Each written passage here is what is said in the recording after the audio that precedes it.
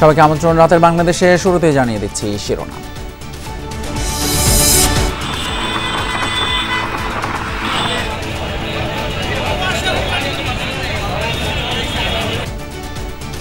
প্রাণ বাঁচাতে ছাদের সিঁড়ি পর্যন্ত যেও হয়নি শেষ রক্ষা। রাজধানীর শাহজাদপুরে আগুনে দমবন্ধ হয়ে নিহত 4। বিল্ডিং কোড মানা হয়নি ভবন নির্মাণে।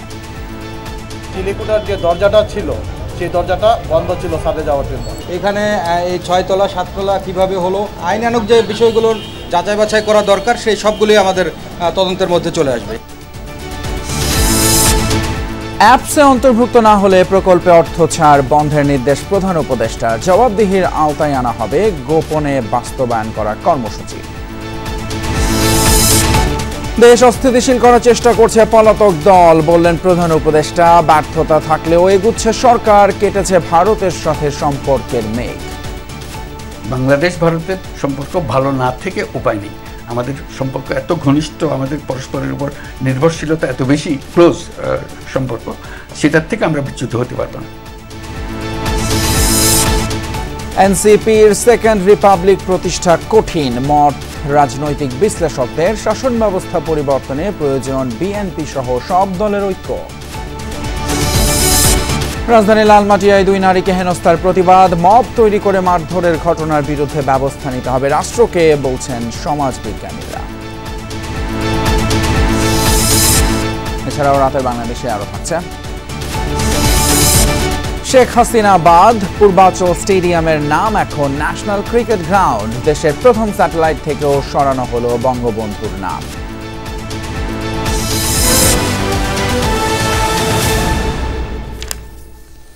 এতক্ষণ শিরোনাম দেখছিলেন, আর আপনাদের সঙ্গে আছি আমি ফয়সাল তিতুমির।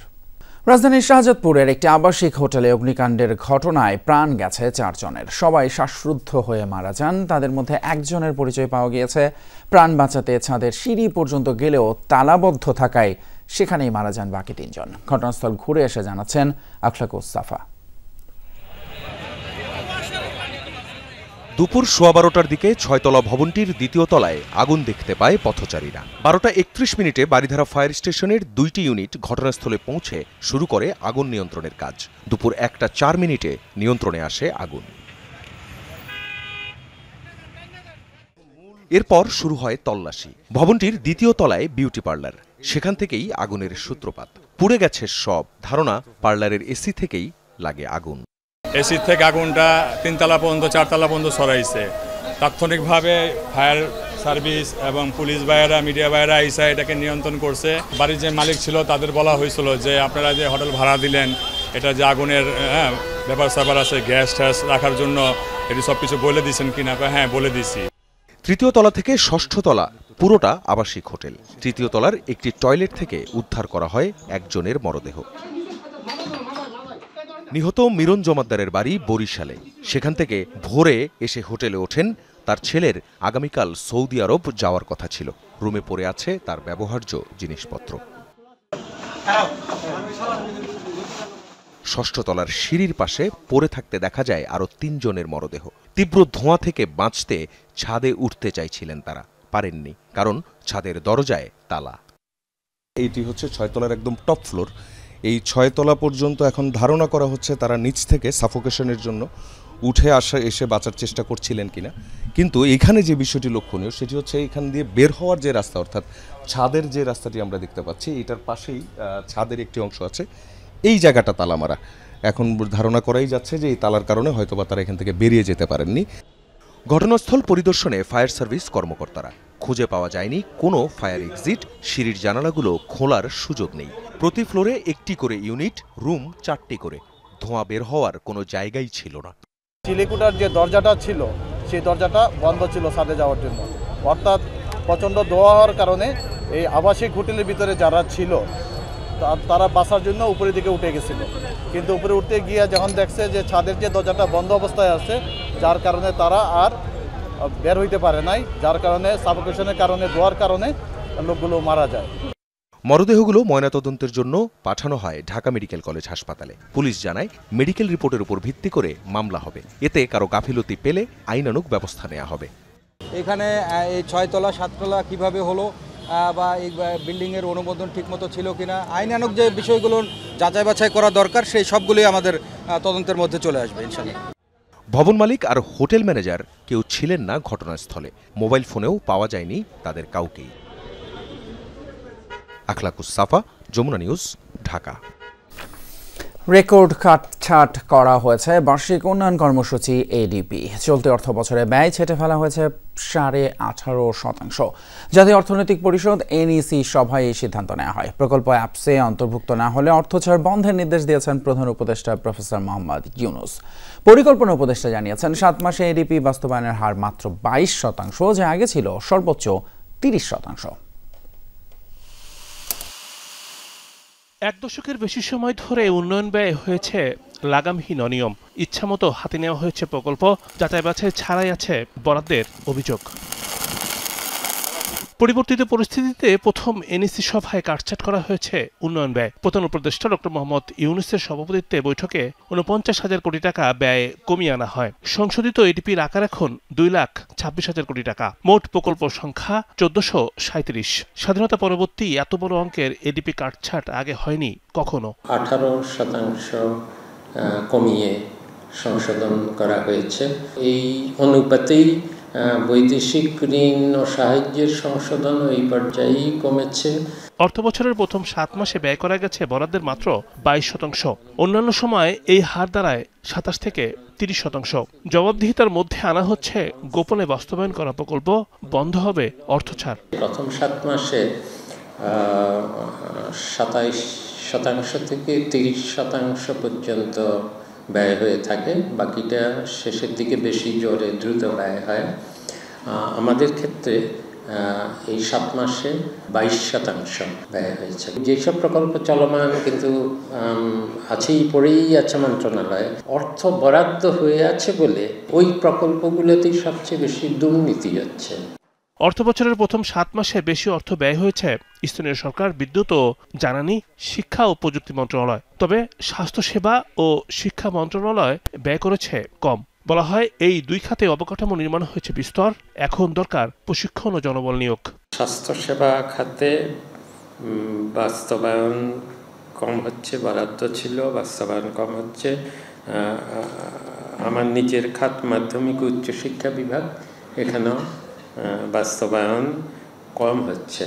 স্বাস্থ্য খাতে অনেক জায়গায় স্থাপনাগুলো আছে, অবকাঠামোর থেকেও অনেক বেশি প্রয়োজন হলো নার্স, ডাক্তার বেশি নিয়োগ দেওয়া।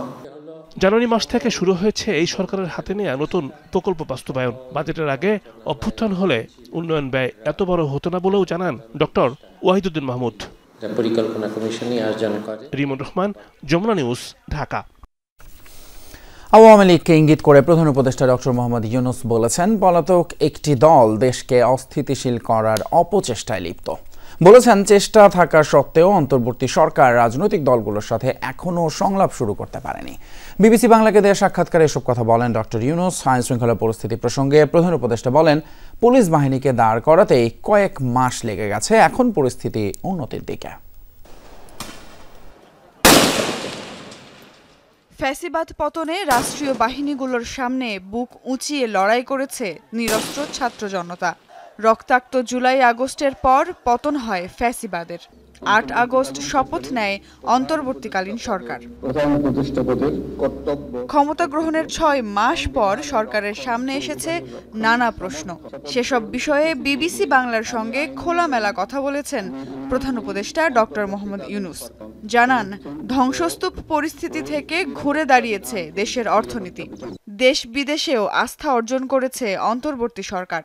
যে ধ্বংসাবশেষ থেকে এসেছিলাম, এখন একটা নতুন চেহারা আসছে, ভেসে উঠছে যে আমরা অর্থনীতি সহজ করেছি, দেশ বিদেশের আস্থা অর্জন করেছি। এটা তো পরিষ্কার, সারা দুনিয়ার আমরা আস্থা স্থাপন করতে পেরেছি, এটা কেউ প্রশ্ন করতে পারবে না। আইন শৃঙ্খলা পরিস্থিতি নিয়েও প্রশ্ন ছিল ডক্টর মোহাম্মদ ইউনূসের কাছে। জবাবে তিনি বলেন, পুলিশ বাহিনীর আত্মবিশ্বাস ফেরাতেই লেগে গেছে কয়েক মাস। পলাতক একটি দলও দেশের পরিস্থিতি অস্থিতিশীল করার অপচেষ্টা চালিয়ে যাচ্ছে। পুলিশ বাহিনী যাকে দিয়ে আমরা কাজ করাচ্ছিলাম, তারা ভয়ে রাস্তায় নামছিল না, কারণ 2 দিন আগে তারা এদেরকে গুলি করেছে। কাজে মানুষ দেখলেই সে ভয় পায়।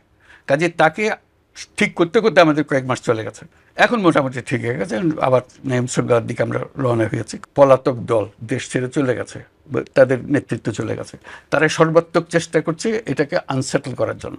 এটা তো সবসময় থ্রেট আছে, তারা মাঝে মাঝে ঘোষণা করছে, বক্তৃতা দিচ্ছে, অ্যাড্রেস করছে, আমরা সবাই শুনছি, মানুষ উত্তেজিত হচ্ছে।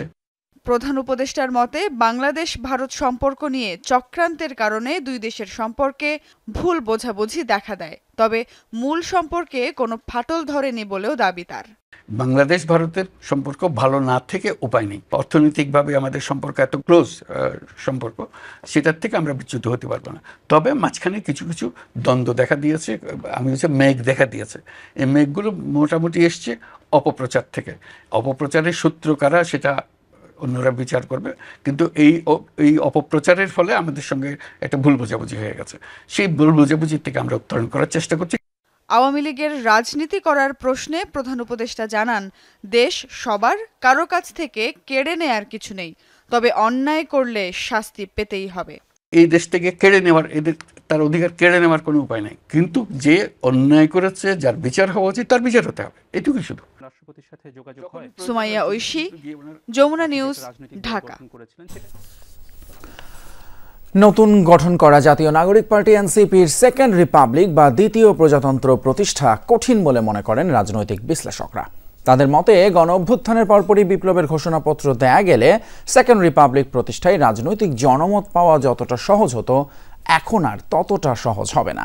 দেশের বেশিরভাগ মানুষ এই ধারণার সাথে পরিচিত নন, তারপরও গণপরিষদ নির্বাচনের মাধ্যমে নতুন সংবিধান প্রণয়নে এনসিপির লক্ষ্য পূরণ নিয়ে আশাবাদী অনেকেই। আলামিন হক, অহনের রিপোর্ট। একটি নতুন রাজনৈতিক বন্দোবস্তের আকাঙ্ক্ষা থেকে শুক্রবার রাজধানীর মানিক মিয়া এভিনিউয়ে নতুন দল এনসিপির আত্মপ্রকাশের সময় আহ্বায়ক নাহিদ ইসলামের বক্তব্যে বারবার উঠে আসে সেকেন্ড রিপাবলিক বা দ্বিতীয় প্রজাতন্ত্র প্রতিষ্ঠার বিষয়। আমাদের সেকেন্ড রিপাবলিক প্রতিষ্ঠার জন্য গণপরিষদ নির্বাচনের মাধ্যমে একটি নতুন সংবিধান প্রণয়ন আমাদের অন্যতম প্রাথমিক লক্ষ্য।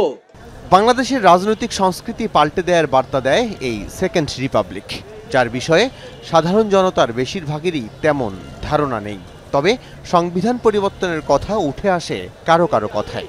সত্যিকারের গণতন্ত্র প্রতিষ্ঠা হয় এবং কোনো রাজনৈতিক দল, শুধুমাত্র এনসিপি নয়, যে কোনো রাজনৈতিক দল যাতে আবার নতুন করে ফ্যাসিস্ট না হয়ে উঠতে পারে, এই জন্য একটা নতুন সংবিধান আমার মনে হয় অবশ্যম্ভাবী এই মুহূর্তে। মূল পরিবর্তন করে আবার নতুন করে যদি এটা লেখা যায়, আসলে বাংলাদেশের পক্ষে অনেক উপকার হতো। গণ অভ্যুত্থানের 7 মাস পর এনসিপির সেকেন্ড রিপাবলিক প্রতিষ্ঠার ধারণা কেমন হতে পারে? মুক্তিযুদ্ধের মাধ্যমে যে রাষ্ট্রটা হয়েছিল এটা হলো প্রথম রিপাবলিক, এবং 24-এ এসে এই রাষ্ট্রকে আবার দ্বিতীয় রিপাবলিক করার প্রয়োজনীয়তা হয়েছে। অর্থাৎ জনগণের মালিকানা আগেও ছিল, কিন্তু হারিয়ে যায় দীর্ঘ সময় ধরে আর কি। এখন এই রাষ্ট্রটাকে আবার যেন জনগণ ফিরে পায়, সেই জন্য এই রাষ্ট্রকে নতুনভাবে তৈরি করার প্রয়োজনীয়তা তৈরি হয়েছে। আগের শাসন ব্যবস্থার পরিবর্তন ঘটিয়ে নতুন শাসন কিংবা রাষ্ট্র পরিচালন ব্যবস্থা গড়ে তুলতে বিএনপি সহ সব দলের ঐক্য প্রয়োজন। সে লক্ষ্যে কতটা এগুতে পারবে নাহিদ ইসলামের নতুন দল? বহুগুণে কঠিন কাজ, কারণ আপনি পুরনো ন্যারেটিভ, পুরনো বয়ানকে যে বাতিল করে দিবেন, সেটা বাতিল করতেও তো আপনার একটা সময় লাগবে। নতুনভাবে আপনি শুরু করতে যাচ্ছেন, নতুন একটা সরকার শুরু করতে যাচ্ছেন, ওইটাই রাইট টাইম, ওইটাই গল্পটা শুরু হওয়ার রাইট টাইম ছিল। তখন এটা যদি আপনি বিপ্লব হিসেবে বলতে পারতেন, আখ্যা দিতে পারতেন, বলে যে বিপ্লব মানে সব পিছনের শেষ, নতুনভাবে নতুন কিছু শুরু হওয়া, সেটা তারা করতে পারেন নাই। পথ যত কঠিনই হোক, কেউ কেউ বিশ্বাস করেন জাতীয় নাগরিক পার্টির এই লক্ষ্য পূরণ অসম্ভব নয়।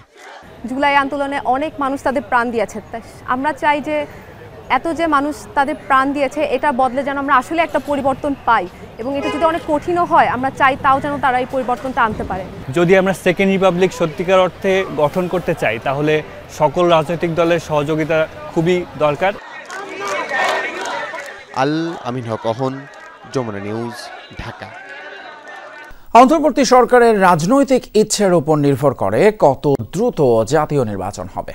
এমন মন্তব্য করেছেন বিএনপির স্থায়ী কমিটির সদস্য আমির খসরু মাহমুদ চৌধুরী। সকালে নবনির্বাচিত কর আইনজীবী নেতৃবৃন্দকে নিয়ে বিএনপির প্রতিষ্ঠাতা জিয়াউর রহমানের সমাধিতে শ্রদ্ধা জানানো শেষে সাংবাদিকদের মুখোমুখি হন তিনি।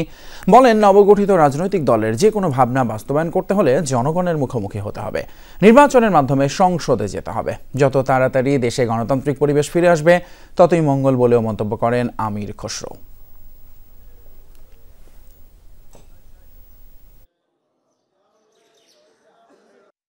সরকারের পলিটিক্যাল উইল থাকতে হবে, ইচ্ছা থাকতে হবে, এবং সেটার অপেক্ষায় জনগণ আছে। আর বাংলাদেশের জনগণ ছাড়াও যারা স্টেক হোল্ডার আছে দেশের ভিতরে দেশের বাইরে, যারা সিদ্ধান্ত নিতে অপেক্ষা করছে, কারণ তাদের সিদ্ধান্ত একটি নির্বাচিত সরকারের অধীনে হলে তাদের short term, mid term, long term যে প্ল্যান প্রোগ্রাম, এগুলো তারা বাস্তবায়ন করতে পারবে। জুলাই অভ্যুত্থানে শহীদ এবং আহতদের নিয়ে রাজনীতি না করার আহ্বান জানিয়েছেন জামায়াতে ইসলামের আমির ডক্টর শফিকুর রহমান। সন্ধ্যায় রাজধানীর স্কাটন লেডিস ক্লাবে জুলাই আগস্ট আন্দোলনে আহত, পঙ্গু এবং শহীদ পরিবারের সদস্যদের জন্য আয়োজিত ইফতার মাহফিলে তিনি এই আহ্বান জানান। বলেন, আহত ও শহীদরা কোনো দলের হয়ে নয়, বরং দেশের জন্য আন্দোলনে অংশ নিয়েছিলেন। জামায়াতের আমির বলেন, আহত এবং শহীদ পরিবারের সদস্যরাই প্রথম পরিবারের প্রিয় সদস্যদের ছাড়া সাহরি এবং ইফতার করছে। এটা সেই পরিবারের সদস্যদের জন্য কতটা কষ্টের, এটা শুধু তারাই জানে। এই কষ্টে থাকা মানুষগুলোর সাথে ঈদের দিন ঘরে ঘরে গিয়ে সাক্ষাৎ করার প্রতিশ্রুতি দেন আমিরে জামায়াত। আজকে মানুষ মুখ খুলে কথা বলতে পারছে, কিছুটা স্বস্তির সাথে চলাফেরা করতে পারছে। যে শহীদ এবং আহত ভাই বোনদের ত্যাগের বিনিময়ে আমি দেশবাসীকে অনুরোধ করব, তাদের জীবন এবং রক্তের সাথে আমরা যেন এমন কোনো কাজ না করি যেটা তাদের রক্ত এবং জীবন অপমানিত হবে। রোহিঙ্গা এবং মিয়ানমার সংকট মোকাবেলায় 68 মিলিয়ন ইউরো সহায়তা দেবে ইউরোপীয় ইউনিয়ন। একই সাথে বাংলাদেশের সংস্কারের প্রতি দৃঢ় সমর্থন জানিয়েছেন ইইউ কমিশনার। ঢাকায় প্রধান উপদেষ্টা ডক্টর মোহাম্মদ ইউনূসের সাথে সাক্ষাৎকালে ইইউ কমিশনার হাজ্জাল হাবিব এই আশ্বাস দেন। জানান, রোহিঙ্গা প্রত্যাবাসনের জন্য মিয়ানমারের উপর স্যাংশন দেওয়ার প্রয়োজন হলে সেই প্রক্রিয়ায় বাংলাদেশের পাশে থাকবে ইউরোপীয় ইউনিয়ন। ঢাকায় সফররত ইউরোপীয় ইউনিয়নের কমিশনার হাজ্জাল হাবিব রাষ্ট্রীয় অতিথি ভবন যমুনায় সাক্ষাৎ করেন অন্তর্বর্তী সরকারের প্রধান উপদেষ্টা ডক্টর মোহাম্মদ ইউনূসের সাথে। এ সময় হাজ্জাল হাবিব জানান, ইউরোপীয় ইউনিয়ন এবছর রোহিঙ্গা সংকট মোকাবিলায় 68 মিলিয়ন ইউরো সহায়তা দেবে। বিশেষ করে মিয়ানমারের পশ্চিম রাখাইন রাজ্যে সহিংসতায় আটকে পড়া মানুষদের জন্য এই সহায়তা দেওয়া হবে। এ সময় প্রধান উপদেষ্টা রোহিঙ্গা সংকট মোকাবিলায় বাংলাদেশের প্রতিশ্রুতি পুনর্ব্যক্ত করেন। বৈঠকে জ্বালানি সংযোগ, বিশেষ করে নেপাল থেকে জলবিদ্যুৎ আমদানির সুযোগ, বন্যা ব্যবস্থাপনা, জলবায়ু পরিবর্তন ও অন্তর্বর্তীকালীন সরকারের সংস্কার কার্যক্রম নিয়ে আলোচনা হয়। এদিকে পররাষ্ট্র উপদেষ্টা তৌহিদুল ইসলামের সাথে বৈঠক শেষে EU equality preparedness and crisis management commissioner হাজ্জাল হাবিব কথা বলেন সাংবাদিকদের সাথে। প্রতিশ্রুতি দেন ইইউ সহযোগিতার ব্যাপারে। জানান, রোহিঙ্গা প্রত্যাবাসনের জন্য মিয়ানমারের উপর স্যাংশন দেওয়ার প্রয়োজন হলে সেই প্রক্রিয়ায় বাংলাদেশের পাশে থাকবে ইউরোপীয় union. It means sanctions against Myanmar. It means pressure, also economic pressure and support for the hosting communities here in Bangladesh and in the region. So we are also supporting the talks that are currently leading. We are well aware that the only sustainable solution for humanitarian aid is peace, by the way. Tanvir মৌসুম, Jamuna news, Dhaka. এবারে mob তৈরি করে রাজধানীর লালমাটিয়ায় 2 নারীকে হেনস্থা করার ঘটনায় এলাকায় তৈরি হয়েছে উদ্বেগ। সমালোচনা চলছে সামাজিক যোগাযোগ মাধ্যমে। মব তৈরি করে কাউকে মারধর করার ঘটনায় রাষ্ট্র ব্যবস্থা না নিলে যে কেউ আক্রান্ত হবে বলে আশঙ্কা সমাজবিজ্ঞানীদের। ঘটনাস্থল ঘুরে আরও জানাচ্ছেন আলামিন হক অহন। লালমাটিয়ার এ ব্লকের মাঠ লাগোয়া পশ্চিম পাশের গলিতে 2টি চায়ের দোকান। সপ্তাহে 3 দিন গলি জুড়ে বসে অস্থায়ী বাজার, বাকি সময় খুব একটা চলাচল নেই এখানে। শনিবার বিকেলে এই গলির মুখে চা সিগারেট হাতে ছিলেন 2 নারী। প্রকাশ্যে তাদের ধূমপান নিয়ে আপত্তি তোলেন স্থানীয় একজন।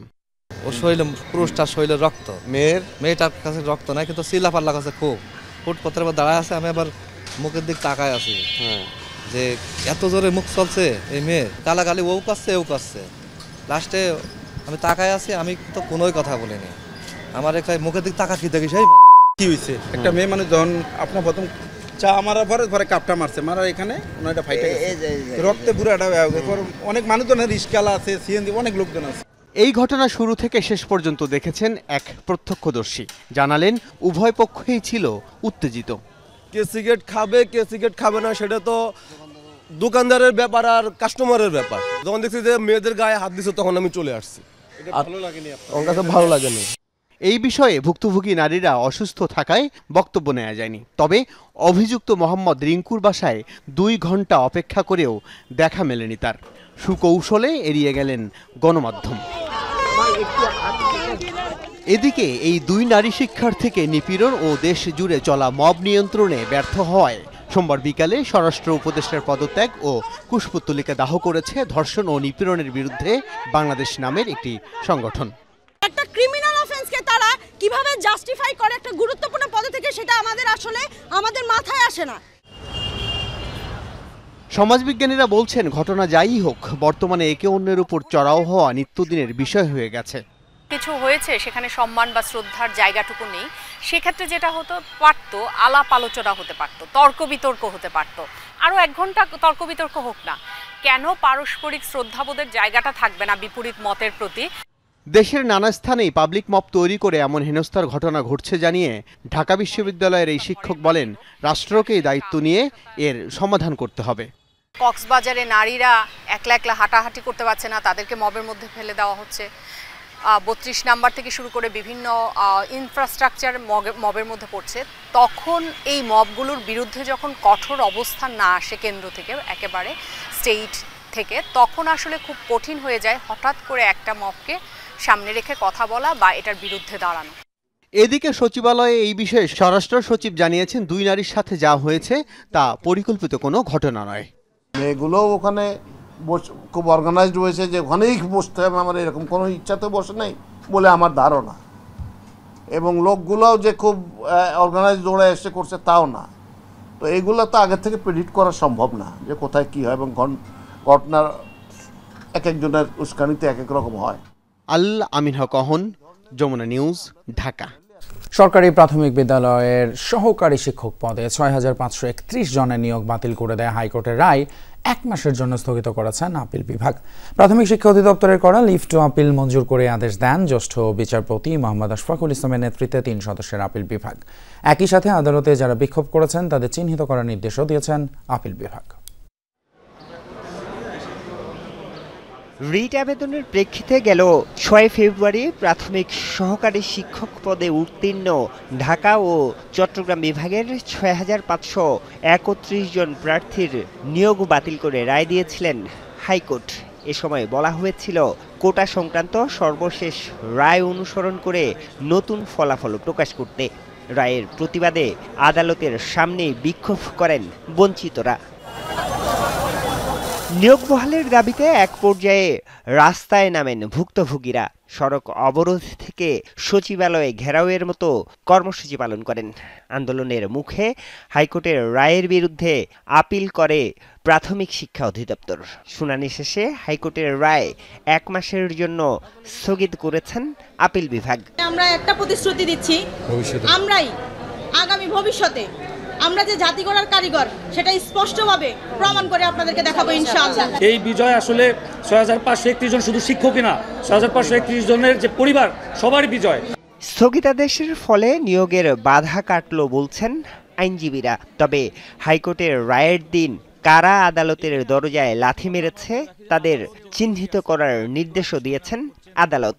যখন আপিল বিভাগ কোনো মামলায় লিভ গ্রান্ট করে, তার অর্থ হচ্ছে প্রাথমিকভাবে আমরা যে সমস্ত আর্গুমেন্টগুলো আপিল বিভাগের সামনে উল্লেখ করেছি সেগুলোর প্রাথমিক সারবত্তা পেয়েই কিন্তু লিভ গ্রান্ট করেছে। যেহেতু হাইকোর্টের রায়ের কার্যকারিতা স্থগিত হয়েছে, সুতরাং তারা চূড়ান্তভাবে উত্তীর্ণ ব্যক্তি, তারা এখন যোগদান করবেন। আদালত যেই সাংবিধানিক বিচারের মানদণ্ড ফলো করে 27 BCS এবং নির্বাচন কমিশন ডিল করেছেন, সেই একই মানদণ্ড ন্যায় বিচারের প্রতি কমিটেড থেকে এরা কোন সরকারের আমলে নিয়োগপ্রাপ্ত হয়েছে সেটা দেখেননি, আজকে ওনাদের প্রতি ন্যায় বিচার করেছেন। এর আগে গত বছরের 31 অক্টোবর সরকারি প্রাথমিক বিদ্যালয়ের সহকারী শিক্ষক পদে 3য় ধাপের চূড়ান্ত ফলাফল প্রকাশ করা হয়। আরিফুর রহমান সবুজ, যমুনা নিউজ, ঢাকা। বঙ্গবন্ধু স্যাটেলাইট 1-এর নাম পরিবর্তন করে বাংলাদেশ স্যাটেলাইট 1 রাখা হয়েছে। সোমবার এই সংক্রান্ত একটি প্রজ্ঞাপন জারি করে সরকার। টেলিযোগাযোগ এবং তথ্য প্রযুক্তি মন্ত্রণালয়ের উপসচিব মোহাম্মদ রফিকুল ইসলাম স্বাক্ষরিত প্রজ্ঞাপনে বলা হয়, বঙ্গবন্ধু স্যাটেলাইট 1-এর নাম পরিবর্তন করে বাংলাদেশ স্যাটেলাইট 1 করার প্রস্তাব প্রধান উপদেষ্টা অনুমোদন করেছেন। এমত অবস্থায় এই বিষয়ে পরবর্তী প্রয়োজনীয় কার্যক্রম হাতে নেওয়ার জন্য নির্দেশক্রমে অনুরোধ করা যাচ্ছে। এদিকে নাম পরিবর্তন হচ্ছে পূর্বাঞ্চলের শেখ হাসিনা স্টেডিয়ামে। নতুন নাম হিসেবে চূড়ান্ত হয়েছে ন্যাশনাল ক্রিকেট গ্রাউন্ড। বিসিবির বোর্ড সভা শেষে এই তথ্য নিশ্চিত করেছেন বোর্ড পরিচালক ইফতেখার রহমান মিঠু। একটা সার্কুলার হয়েছে ফ্রম গভর্নমেন্ট, শেখ হাসিনা স্টেডিয়ামের নাম চেঞ্জ করে আমরা যেটাকে বলা হবে এখন এনসিজি, ন্যাশনাল ক্রিকেট গ্রাউন্ড। রমজানের দ্বিতীয় দিনে জমজমাট রাজধানীর বেইলি রোডের ইফতার বাজার। নানান পদের মুখরোচক খাবারের আয়োজন নিয়ে হাজির ব্যবসায়ীরা। তারা বলছেন, ক্রেতাদের কথা মাথায় রেখে গেল বছরের মূল্যেই বিক্রি করছেন ইফতার আইটেম। ক্রেতারাও ঘরে তৈরি ইফতারের পাশাপাশি স্বাদ নিচ্ছেন রেস্টুরেন্টের বিভিন্ন আইটেমের। রাজধানীর বেইলি রোড বিখ্যাত নামকরা বিভিন্ন রেস্টুরেন্ট ও খাবার দোকানের জন্য। তাই রমজান মাসে এখানে যে ভালো মানের ইফতার আইটেম পাওয়া যাবে এমনটাই আশা করেন ভোক্তারা। প্রতিবারের মতো এবারও বিভিন্ন রেস্টুরেন্ট তাদের টেবিল চেয়ার সরিয়ে বানিয়ে ফেলেছেন ইফতার বাজার। টেবিলে সাজানো একের পর এক লোভনীয় খাবার, আইটেমও প্রচুর, এক একটার এক এক নাম। একদমই প্রথাগত ছোলা, মুড়ি, পেঁয়াজু, বেগুনি ছাড়াও এই ইফতার বাজারগুলোতে মিলবে আলু chop, juicy chicken, leg piece, chicken shashlik, beef শিক, ডিম চপ, চিকেন আচারি, কাবাব, ফুলকপি চপ, চিকেন বটি কাবাব, চিকেন হারিয়ালি কাবাব, চিকেন বারবিকিউ ও বিফ এবং মাটনের নানা আইটেম, আর জিলাপি, বুন্দিয়া সহ নানা রকম মিষ্টান্ন আইটেম তো আছেই। পুরান ঢাকায় যে ইফতারটা বিক্রি হয় সেই ইফতারের ইফতারটা আমরা বেইলি রোডে দিয়ে থাকি, কারণ অনেক জামজট, অনেক লোক যেতে পারে না। ইফতারের যাবতীয় যা যা লাগে সব কিছুই আছে এখানে। জিলাপি আছে আমাদের 3 ধরনের, হালিমটা, শিক কাবাবটা আর দই বড়া বা দই, এগুলাই একটু বেশি নেওয়া পরে। ঘরের ইফতার পছন্দ করি, প্রেফার করি। তো ঘরের বাইরে যেটা হয় যেমন দই বড়া, আমি দই বড়াটা নিতে এসেছি এখানে। তবে দাম নিয়ে আছে মিশ্র প্রতিক্রিয়া। দোকানিরা বলছেন, দেশের সার্বিক পরিস্থিতি ও সাধারণের ক্রয় ক্ষমতা বিবেচনায় কোনো আইটেমের দাম বাড়ানো হয়নি। আমাদের যে আগের মেনু থেকে যে প্রাইসগুলো আছে এই প্রাইজই আমরা ইফতারের খাবারগুলোও এই প্রাইজেই রাখা আছে। নাগালের ভিতরে রাখছি আমরা, পাবলিক এখান থেকে যাতে ফিরি না যায় এভাবে রাখছি আমরা, স্যার। মান ভালো, মানসম্মত খাবার। দাম যদি বেশি হয় অনেকের ক্রয় ক্ষমতার বাইরে চলে যায়। বিকাল ঘনিয়ে এলেই ক্রেতারা আসতে শুরু করেন এইসব ইফতার বাজারে। কারো ঘরোয়া পার্টি, কেউ অফিসের জন্য, কেউ বা ঘরে তৈরি আইটেমের পাশাপাশি কিছুটা রেস্টুরেন্ট ফ্লেভার যোগ করতে নিতে এসেছেন পছন্দের আইটেম। এর তারা হাইজিনিক মেনটেন করে করতেছে, এটা ভালো লাগতেছে। প্রায় নেই আমরা এখান থেকে, বিহেভও ভালো, ওনাদের খাবারের মানও ভালো। এখানকার ইফতার খুবই ভালো, মার্জিত এবং সবথেকে টেস্টি। তারপরে দামে অন্যান্য দোকান থেকে মনে হলো যে দামটা একটু সাশ্রয় আছে। বিক্রেতারা আশা করছেন সামনের দিনগুলোতে আরও জমে উঠবে ইফতার বাজার। শওকত মঞ্জু শান্ত, যমুনা নিউজ, ঢাকা। রমজানের শুরু থেকেই জমে উঠেছে ঈদ বাজারের কেনাকাটা। বিশেষ করে পোশাকের দোকানগুলোতে ভিড় বাড়ছে। এবার নারীদের পোশাকে বিশেষ কোনো ট্রেন্ড না থাকলেও আরামদায়ক পোশাককে বেশি প্রাধান্য দিচ্ছে নারীরা। তবে দাম কিছুটা বাড়তির দিকে বলছেন বিক্রেতারা। ঈদ মানেই খুশি, নতুন পোশাক সেই খুশিকে বাড়িয়ে দেয় কয়েক গুণে। তাই এবার রমজানের শুরু থেকেই জমে উঠেছে ঈদ কেনাকাটা। ঈদে নারীদের 3 পিসের বাজার জমে ওঠে বরাবরই। এবার গরমের প্রভাব থাকায় হালকা রং আর সুতি কাপড়েই বেশি আগ্রহ সব বয়সের নারীদের। তবে পোশাকে চাকচিক্যও চান অনেকে। সেলোয়ার ওড়না সুতির মধ্যে থাকবে, ওড়নাটা জর্জেট। জর্জেট আমার খুব একটা ভালো লাগে না, আমি একটু কটনের উপরে নানান রকম প্রিন্টের ওই ধরনের সোবার কালার যেগুলি। বাটিকের দামগুলো আগের মতোই আসছে, আর 3 পিসে যেগুলো পাকিস্তানি ওগুলো তো একটু দাম বেশি যাচ্ছে। স্টোনের লোন আছে, মমতুলি কোটরনা বাটিক আছে, ব্লক বাটিক আছে, আরও আদার্স কাটিং আছে, এই যে জমজম আছে, বুটিক্স আছে। অর্গানজার উপরে চলতেছে, সুতির উপরে চলতেছে বর্তমানে। এখন বর্তমানে এটাই হিট। বাঙালি নারীদের পছন্দের পোশাকের মধ্যে একটা বড় অংশ জুড়ে থাকে শাড়ি। ঈদের সময় নানান রং আর ফেব্রিকের শাড়ি খোঁজেন নারীরা। তবে আবহাওয়ার কথা মাথায় রেখে সুতি, সিল্ক আর হালকা রঙের শাড়ির দিকেই ঝুঁকছেন অনেকে। হালকা কিছু শাড়ি, কটন, দেশীয় জিনিস, পিওর সিল্কের গুলোই গরমে পরে আরাম পাই, ওইগুলোই নেই। কিনলে ওরকমই শাড়ি পরবো, এক্সক্লুসিভ নর্মাল শাড়ির মধ্যে। ঈদের সময় ম্যাক্সিমাম আমাদের দেশি প্রোডাক্টগুলি বেশি চলে, আপনি সুতিগুলো আপনি বেশি চলে মুরব্বীদের জন্য, আপনি বা মিডিয়াম যারা আছে তারাও সুতি পরে আপনি। এদিকে এবার পোশাকের দাম কিছুটা বাড়তির দিকে বলছেন বিক্রেতারা। বিশেষ করে এবার আমদানি জটিলতায় ভারত থেকে শাড়ি আসছে কম, ফলে এবার ইন্ডিয়ান শাড়ির দামে রীতিমতো আগুন। তবে ক্রেতারাও দেশীয় পোশাক খুঁজছেন বেশি। প্রাইসগুলো প্রত্যেকটা শাড়িতে 100-200 টাকা একটু বেশি, প্রফিটটা কমাই দিয়ে আমরা প্রাইসটা খুব সীমিত রেখেছি। অন্য বারে যেমন মাল আনা, মালটা আসতো এখন আসতে একটু ডিফিকাল্ট, সব মিলিয়ে দিলে একটা রেট বাড়তেছে অনেক।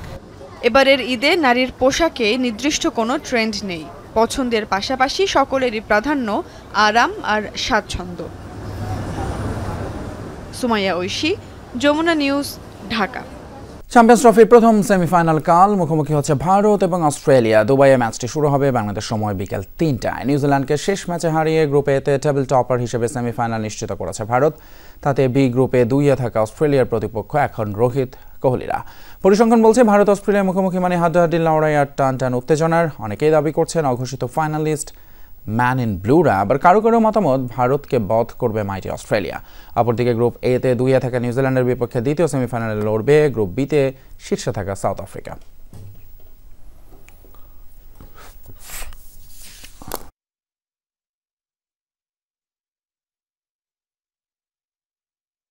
গঙ্গা পানি বন্টন চুক্তি পর্যালোচনা করতে ভারতে পৌঁছেছে বাংলাদেশের প্রতিনিধি দল। 5 দিনের সফরে গুরুত্বপূর্ণ বৈঠকে বসবেন দুদেশের যৌথ নদী কমিশনের সদস্যরা।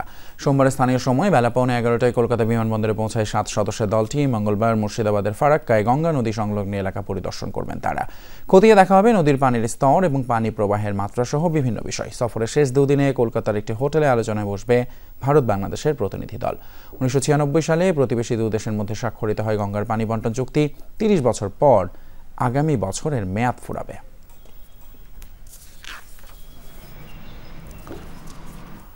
প্রতিরক্ষা সক্ষমতা বাড়াতে মহাশূন্যে নতুন আকাশযান পাঠালো রাশিয়া। সোয়ুজ সিরিজের একটি রকেটে করে সফলভাবে উৎক্ষেপণ করা হয় মহাকাশযানটির। উত্তর রাশিয়ার আর্খানজেলস্কে অবস্থিত প্লেসেটস কসমোড্রোম থেকে সফলভাবে ছোড়া হয় সোয়ুজ 2.1 সিরিজের রকেটটি।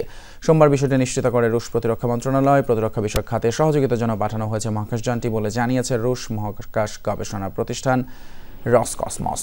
সাধারণত বৈজ্ঞানিক গবেষণা এবং অনুসন্ধানমূলক অভিযানের উদ্দেশ্যে সোয়ুজ সিরিজের রকেটে করে মহাকাশযান পাঠিয়ে থাকে রাশিয়া।